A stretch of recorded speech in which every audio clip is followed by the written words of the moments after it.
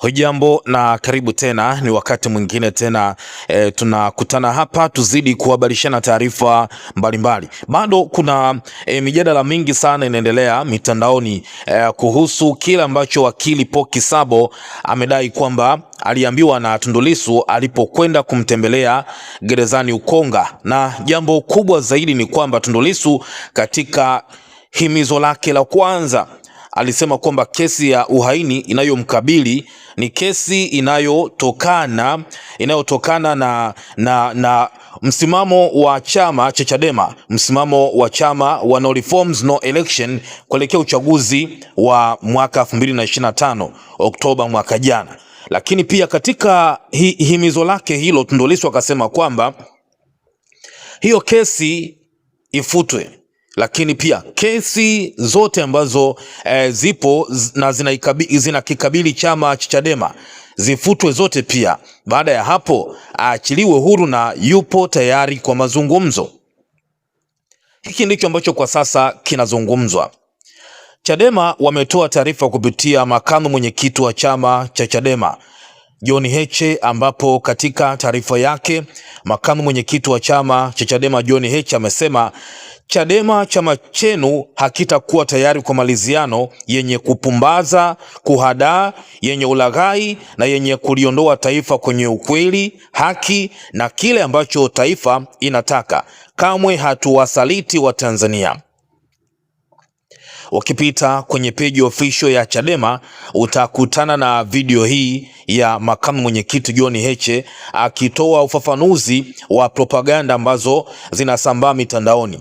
Unajua, ukipita kwenye mtandao wa X zamani Twitter utakutana na baadhi ya propaganda kwamba Tundu Lissu anamkimbia Nasolo Katuga mahakamani, ameomba po. Kwa hiyo kuna nadharia zinatengenezwa ionekane kama Tundu Lissu amekatishwa au amekata tamaa na kesi hii na ameomba po kwamba sasa kesi hii bana imalizike, mimi sitaweza tena kuendelea. Na kama unakumbuka, tumeshuhudia mara nyingi sana, wale ambao wanafuatilia update hapa, Tundu Lissu amekuwa akisema kwamba hii kesi ni kesi ya mchongo, ni kesi ambayo inatakiwa kufutwa bila masharti yoyote. Sidhani kama Tundu Lissu atakuwa yupo tayari kwa maliziano. Amekuwa akizungumza hili mara kwa mara kwamba hii ni kesi ya mchongo, hivyo inatakiwa kufutwa bila masharti yoyote. Nimeona hapa Mange Kimambi amechambua pia hiki ambacho kinaendelea Chadema. God bless Lema amemvaa wakili Poki Sabo aliye kwenda gerezani na kuja na yote haya ambayo kwa sasa tunayazungumza.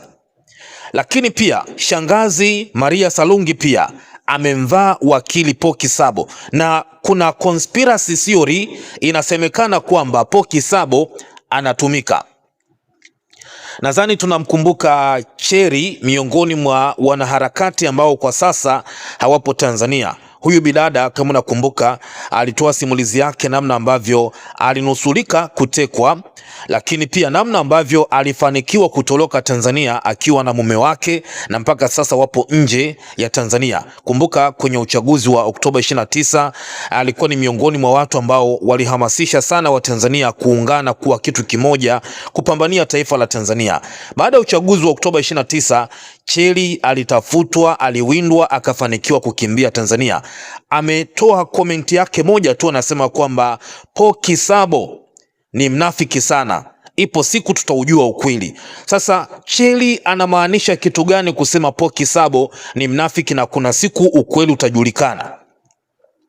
Ukiangalia hapa kuna vitu vinaendelea ni kana kwamba Chadema sasa kuna vitu huko ndani kutokana na hiki ambacho kinaendelea. Wao ukiangalia viongozi wanachama wanasema kwamba hawapo tayari kwa maliziano. Hawaamini kabisa kwamba Lissu anahitaji hayo maliziano. Lema anasema kwamba tusubirie kauli ya mwenyekiti mwenyewe Tundu Lissu atoe kauli yake.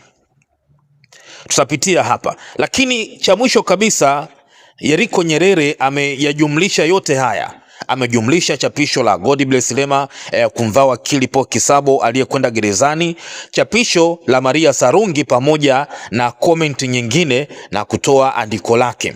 Kwa hiyo ni mambo mengi sana yanaendelea, lakini ningependa nikukumbushe kitu kimoja, msimamo wa Chadema kwenye swala zima la maliziano. Kwanza, Chadema wanaamini kwamba uchaguzi ulikuwa ni batili na wao hawaukubali uchaguzi uliofanyika Oktoba 29 mwaka jana. Chadema hawamkubali hata Rais Samia Suluhu Hassan kama ni rais. Kumbuka machapisho ambayo Chadema waliyatoa msimamo wao kuhusu uchaguzi wa Oktoba 29. Chadema wanakataa matokeo, lakini pia wanamkataa rais aliyeshinda uchaguzi. Unaambiwa mpaka sasa Chadema bado hawaamini na hawapo tayari kwa maliziano.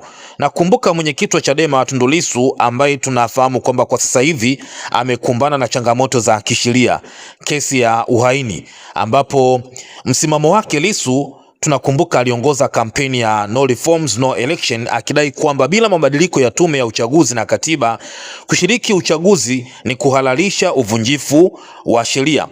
Hii kauli Tundu Lissu amekuwa akisema mara kwa mara kuwa matokeo hayo hayana uhalali wowote, kwa sababu hayana uhalali wowote hayo matokeo ya uchaguzi wa Oktoba 29 kwa sababu hakuna uchaguzi uliofanyika Tanzania. Huo ndio msimamo wa Tundu Lissu. Je, unahisi atakubali kufanya maridhiano? Lakini kwa upande wa makamu John Heche anasema kwamba tunahitaji serikali ya mpito. Hili amekuwa akilizungumza mara kwa mara. Makamu mwenyekiti wa Chadema Tanzania Bara John Heche amekuwa mstari wa mbele kutoa wito wa jumuiya ya kimataifa kuingilia kati. Nakumbuka kauli hii alitoa Disemba mwaka 2025. Alisema uchaguzi mzima ni batili, umefanyika chini ya ukiukwaji mkubwa wa sheria, haki na misingi ya kidemokrasia. Wito wake pamoja na Chadema, anasema kwamba Chadema imekataa matokeo na wanahitaji kuundwa kwa serikali ya mpito, transitional government, ambayo itasimamia mabadiliko ya sheria na katiba kabla ya kurudiwa kwa uchaguzi. Na tofauti tu niliona kwa Freeman Mbowe aliyewahi kuwa mwenyekiti wa Chadema. Nakumbuka Freeman Mbowe siku za hivi karibuni baada ya Oktoba mwaka 2025 alizungumzia, tunafahamu Mbowe amekuwa ni akiamini sana katika njia ya mazungumzo, maliziano, hata huko nyuma pia. Tunakumbuka kwenye msiba, nadhani ulikuwa ni msiba wa muasisi wa chama cha Chadema, alizungumza Mzee Mtei, alizungumza pale Mbowe kuhusu swala zima la kukaa mezani na kuzungumza. Ni mtu ambaye yeye anaamini sana kwenye maliziano. Chadema hawana imani kabisa na tume ya taifa ya uchaguzi. Ndio maana hawaamini kabisa hata matokeo ya uchaguzi. Watakubali vipi kufanya maliziano wakati hawaamini uchaguzi, lakini pia hawajaikubali serikali iliyoko madarakani? Ni kitu ambacho ni kigumu sana. Naomba hapa tuanze na hiki ambacho amekiandika Godbless Lema kupitia mitandao yake ya kijamii kuhusu wakili Paul Kisabo. Halafu tukimaliza hapo tuangalie hiki ambacho amekiandika Maria Sarungi kuhusu wakili Paul Kisabo. Baada ya hapo tuangalie alichokiandika Mange Kimambi na tumalizie alichokiandika Yeriko, akijumuisha yote hayo.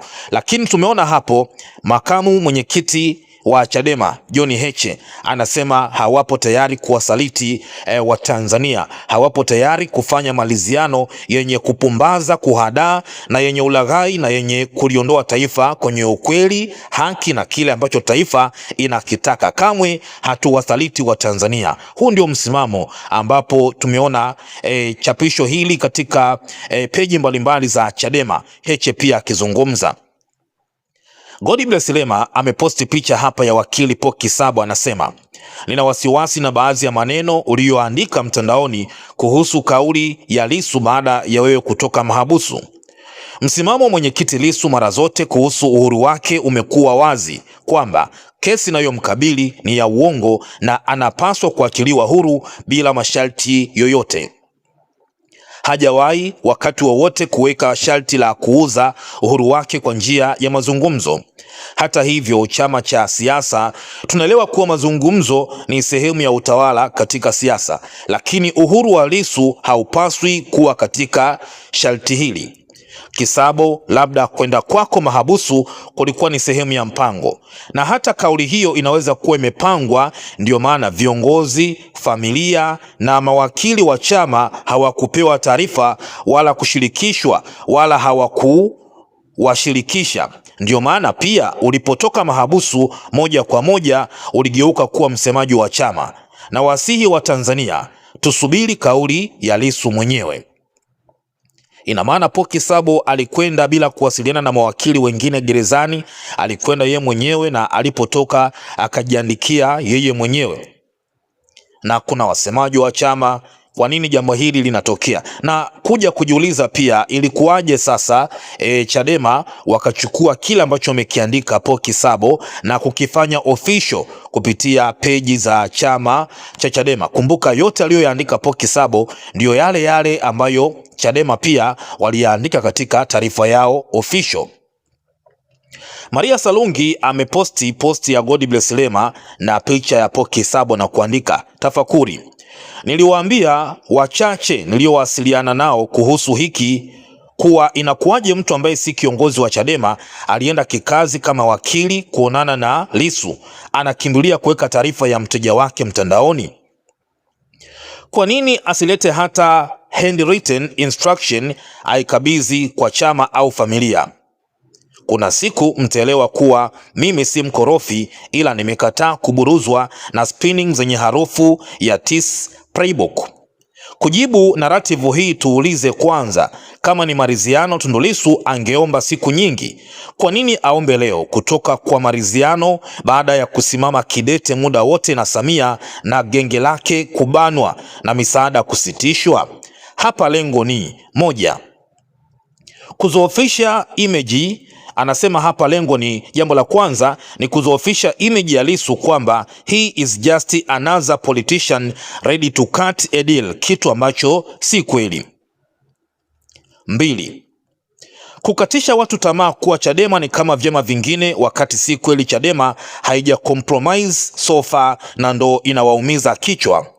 Jambo la tatu, wameshalazimika kumwachia Lissu, ila wanataka ionekane kama Lissu na Chadema ndo wametepeta au wameomba Lissu kuachiliwa. Yote ni spinning, na mimi naelewa hizi tekniki, labda wenzangu nyie ni wazoefu, wanatafuta kubadili upepo. Je, mtaingia kichwa ama mtaweza kufokasi? Hiki ndicho alichokiandika Maria, kwamba wao washakubali kumwachia Lissu, lakini wanataka kutafuta sababu ionekane kama Lissu ndiye aliyeomba kuachiliwa. Cheli Hollister, yule mwanadada nimekuambia, amecomment hapa, nasema Kisabo sio mtu mzuri, one day nitasema kwa nini, ni mnafiki sana huyu po Kisabo. Naona Maria Sarungi hapa amereply kwa kuweka emoji ya kumwaga machozi. Huyo mwingine anasema kwamba ametumwa kimkakati. Mwingine anasema kwamba kweli ukiangalia kwa jicho la tatu inafikirisha sana. Mwingine anasema kwamba mimi mwenyewe nilishaingia kingi, ila nabii nimekuelewa sana. Mwingine anasema kwamba laana watakayoipata watesi ni ndogo kuliko ya wasaliti ambao raia wamekubali kutoa uhai wao ili nchi ibaki kuwa salama. Mwingine anasema kwamba nazidi kuamini maneno ya Lema na Anti Maria. Kisabo anatumika na alitumwa kucheza game. Kilichonifanya niamini, nimejaribu kuchungulia kwa akaunti yako nikajiridhisha 100% toka lini mboga mlimuonea huruma Lissu? Kama sio ni ngoma imewashinda, mnaanza kujikoroga, na Lissu alisha kataa huruma since day one, nyie mlilikoroga, naomba mlinywe tu. Mwingine akasema kwamba huyu Poki Sabo ni mjinga, ila kila mbinu watafanya lazima zishindwe, hii nayo tayari imeshashindwa. Ni baadhi ya watu hapa. Sasa kwa upande wake mwanaharakati Mange Kimambi kupitia mitandao yake ameliposti posti iliyopostiwa na mwanaharakati na msanii wa muziki wa Tanzania ambaye kwa sasa hayupo Tanzania, Roma Mkatoliki. Roma Mkatoliki alikuwa ameandika yafuatayo: Jambo la kwanza, Chadema imeruhusiwa kufanya siasa. 2, Tundu Lissu atatoka hivi karibuni. 3, baada ya hapo watakaa mezani. 4, tume ya Jaji Chande itakabidhi ripoti. 5, ripoti itakuwa iko balanced, itaipiga Gavo kimtindo kwa mbali. 6, mchakato wa katiba mpya utatangazwa kuanza rasmi. Lengo kuu ni let's buy time till mwaka 2030. Miaka 5 ni mingi sana, lazima tuwe na activities za kuwaonesha matumaini hawa raia hadi tufike mwaka 2030. Sasa unajua mchawi ni nani?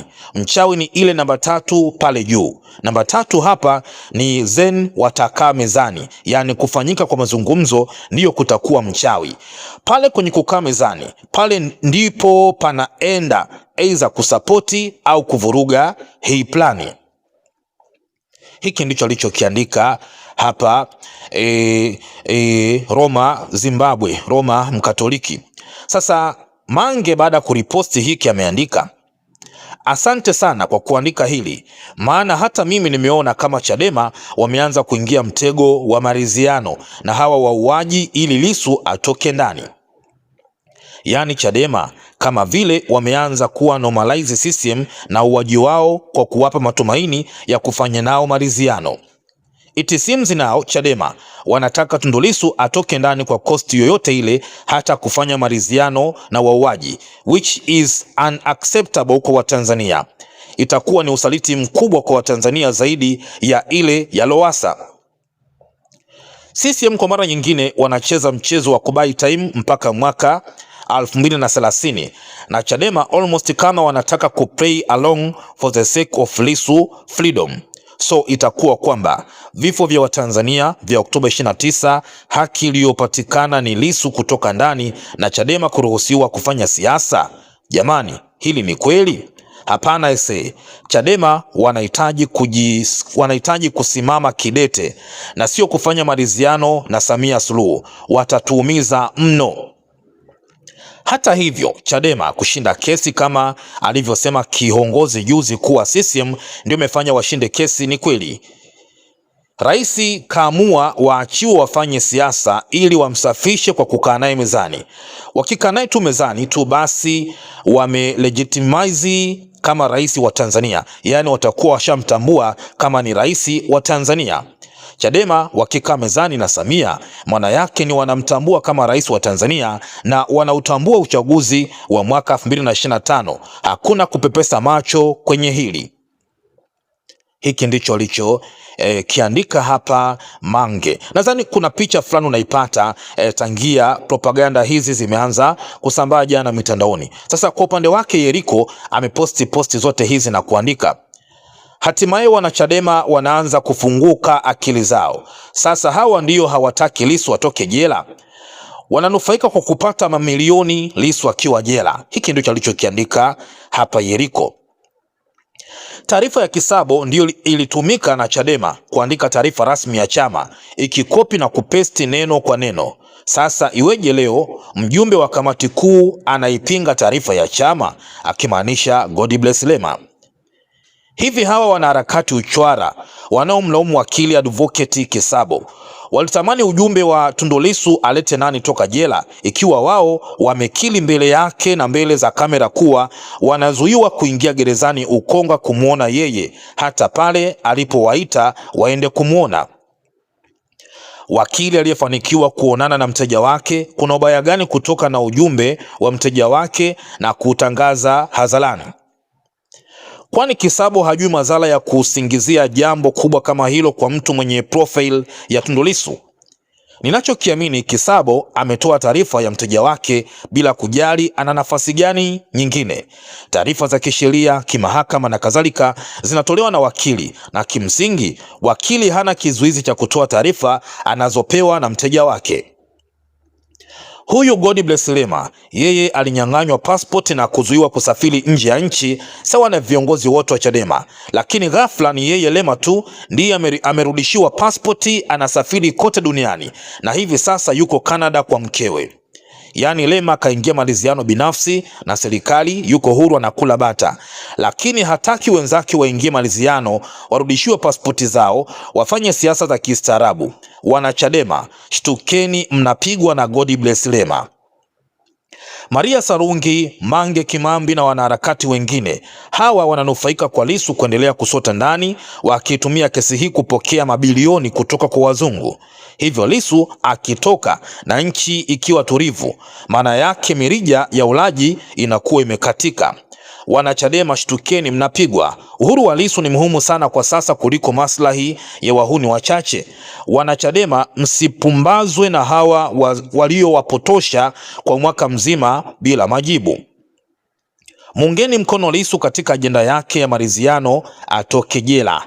Na komenti hapa 2-3 za watu katika chapisho hili la Yeriko Nyerere. Huyu anasema, watu wa Chauma bwana, wewe jamaa kila kitu unazungumzia Chadema, kwa nini usijikite na Chauma yako? Eti tumuunge mkono Lissu. Madalali bwana, leo wewe umekuwa na mapenzi na Lissu? Da, kweli mnafiki hana aibu.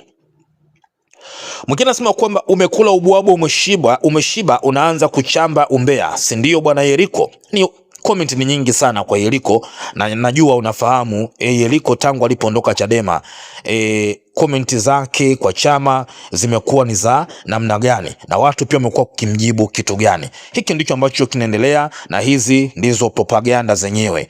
Mimi naamini pia kwamba kuna namna fulani inachezeshwa propaganda hizo. Ukipita makada huko wa Chama cha Mapinduzi ni kana kwamba Tundu Lissu kaomba po. Sasa ikitokea Tundu Lissu kaachiliwa hivi karibuni, watakuja kusema kwamba Lissu alikubali yaishe, akaomba kesi iweze kufutwa. Ni propaganda ambazo zinatengenezwa, na Lissu alisema kwamba yeye anataka kesi hii ifutwe bila masharti yoyote, kwa sababu ni kesi ambayo haipo kiuhalali. Kuna mengi zaidi nitazidi kukujuza hapa kwa kina zaidi kinachoendelea, lakini kwangu mimi naamini msimamo wa Tundu Lissu, aligoma kabisa maridhiano. Utafanyaje maridhiano na serikali ambayo hujaitambua kama serikali?